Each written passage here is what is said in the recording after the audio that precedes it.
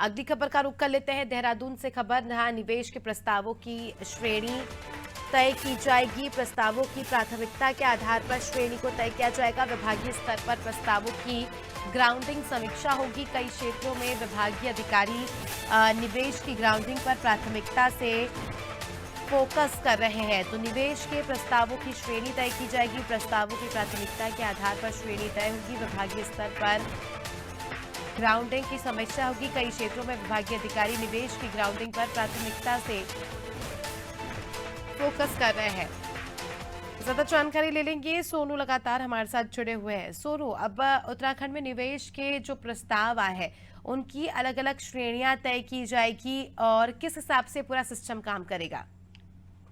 अब देखिए, मुख्यमंत्री पहले ही इस बात को बयां कर चुके हैं और अधिकारियों को दिशा निर्देश भी दे चुके हैं कि जो इस ग्लोबल इन्वेस्टर समिट के दौरान तमाम निवेशकों से जो करार हुए हैं, जो एमओयू हुए हैं, उनकी ग्राउंडिंग कर ली जाए। और ये सरकार के और प्रदेश के लिए एक राहत भरी खबर भी है कि सरकार ने जो लक्ष्य निर्धारित किया था उसके सापेक्ष ज्यादा ग्राउंडिंग अभी तक हो चुकी है। 44,000 करोड़ रुपए की ग्राउंडिंग हो चुकी है और इसको कैसे इसके दायरे को बढ़ाया जाएगा, इस पर अधिकारी फोकस कर रहे हैं। और प्रत्येक सप्ताह जो है वो समीक्षा बैठक करने का शासन ने निर्णय लिया है। निश्चित तौर पर जिस तरह से सरकार ने एक लक्ष्य निर्धारित किया था 2.5 लाख करोड़ रुपए का, और इसके सापेक्ष जो है 3,57,000 करोड़ रुपए का जो एमओयू हुए हैं, ये कहीं ना कहीं सरकार के लिए, उत्तराखंड के विकास के लिए एक अच्छी खबर हम इसको कह सकते हैं, क्योंकि 1,779 निवेशकों के साथ करार हुए। तो आप अंदाजा लगा सकते हैं कि सरकार ने जो लक्ष्य निर्धारित किया था उससे कहीं ज्यादा जो है वो करार हुए। अब सरकार और सिस्टम के सामने जो अगली प्रक्रिया है वो ये है कि निवेशकों से लगातार संवाद स्थापित किया जाए और जो जो प्राथमिकता वाले सेक्टर है उन सेक्टरों में जो निवेश के करार हुए हैं उसको धरातल पर उतारा जाए। और इसके लिए लगातार अधिकारियों को कार्य करना होगा और मुख्यमंत्री पहले दिशा निर्देश दे चुके हैं। तो निश्चित तौर पर चाहे वो पर्यटन का क्षेत्र हो, चाहे वो आयुष और वेलनेस का सेक्टर हो, चाहे वो ऊर्जा का सेक्टर हो या स्वास्थ्य का सेक्टर हो, ये तमाम जो क्षेत्र हैं, शिक्षा और इसके अलावा आईटी के जो सेक्टर हैं, इनमें कैसे इस निवेश को धरातल पर उतारा जा सकता है, इसी पर सरकार फोकस कर रही है। और इसके लिए एक व्यवस्था तैयार की जा रही है। उसके लिए एक श्रेणी तैयार की जा रही है कि ए श्रेणी में कौन से प्राथमिकता वाले निवेशक आएंगे और बी श्रेणी में कौन से होंगे और सी श्रेणी में कौन से होंगे। तो अब ये कोशिश की जा रही है कि कम से कम समय में, यानी जो मुख्यमंत्री ने एक समय नियत किया है, उस समय सीमा के दौरान जो है इसको धरातल पर उतारा जाए। कहीं ना कहीं जी, जो रोजगार के अवसर हैं वो बढ़ेंगे और उत्तराखंड का जो चहुमुखी विकास का राज्य सरकार का संकल्प है सशक्त उत्तराखंड का, वो साकार हो सकेगा। जी, जी, बिल्कुल। सुनो, जैसे कि आपने कहा कि व्यवस्थाएं यहाँ पर की जा रही है ग्राउंडिंग को लेकर, तो इन व्यवस्थाओं को संभालने की जिम्मेदारी यहाँ पर किसे दी गई है?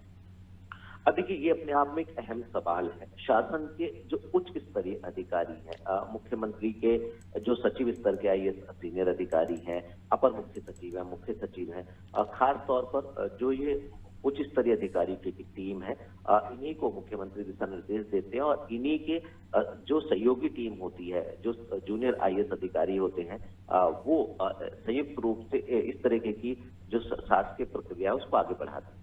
अपर मुख्य सचिव राधा रतूड़ी को मुख्यमंत्री ने समीक्षा करने के निर्देश दिए हैं और जो मुख्यमंत्री के सचिव हैं, विनय शंकर पांडे हैं, जो शैलेश बघोली हैं, और इसके जी, साथ साथ जो आर मीनाक्षी सुंदरम है, ये जो तीनों मुख्यमंत्री के सचिव हैं, तीनों अधिकारी, ये अधिकारी लगातार मॉनिटरिंग कर रहे हैं। और इसके साथ साथ चूंकि विनय शंकर पांडे जो है वो मुख्यमंत्री के सचिव के साथ साथ उद्योग विभाग के भी सचिव हैं और इस पूरे के पूरे कार्यक्रम को आयोजित कराने में जो नोडल विभाग के तौर पर कार्य किया वो उद्योग विभाग ने किया। तो ऐसे में जो सीनियर अधिकारी हैं वो लगातार मॉनिटरिंग कर रहे हैं और उन्हीं की मॉनिटरिंग में इन प्रक्रियाओं को आगे बढ़ाया जा रहा है। और आने वाले समय में ये उम्मीद की जा रही है कि जो सरकार का जो लक्ष्य है, जो सरकार का संकल्प है, वो धरातल पर उतरता हुआ नजर आएगा।